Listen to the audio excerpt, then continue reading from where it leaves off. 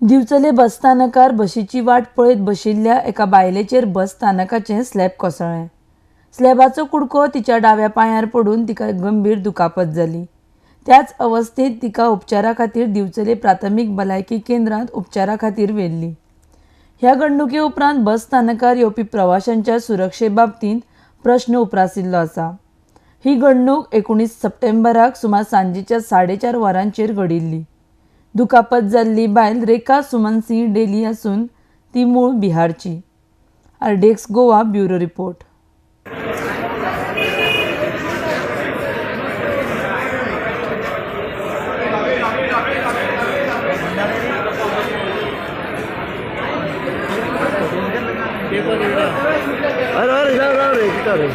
slab मध्ये तो टॉपला